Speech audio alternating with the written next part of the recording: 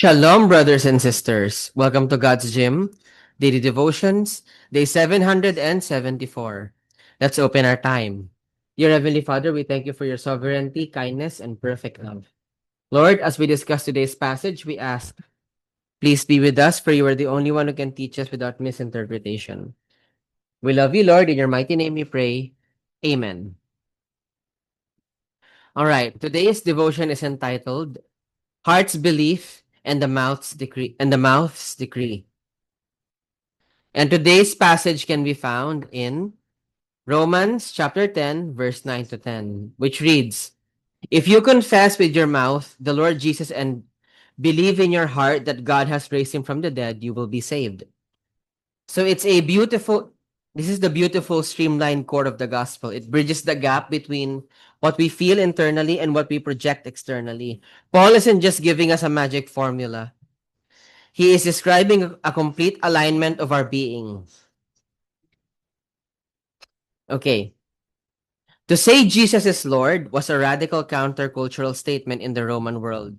It meant Caesar wasn't the ultimate authority. Jesus was. Today, it asks us, are we willing to let our lives and our words point to his leadership? Belief in the resurrection faith isn't just a historical fact to acknowledge, but a living reality to trust. If God can conquer the grave, he can handle the complexities of your life today. Salvation isn't earned through a long checklist of deeds. It is received through a surrendered heart and a courageous voice.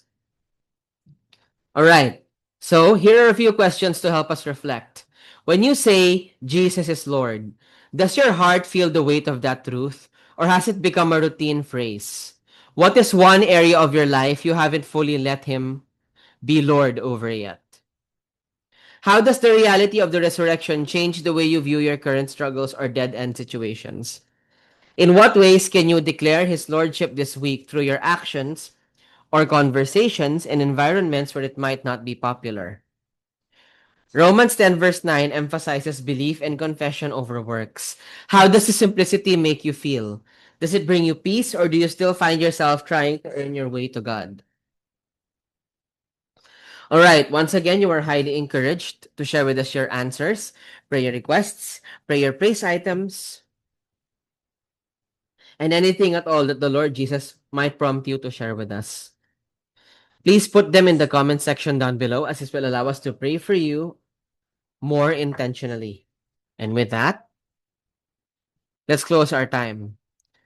Heavenly Father, we thank you for this wonderful reminder that faith cannot be earned, or salvation cannot be earned through a long list of deeds. It can only be through faith.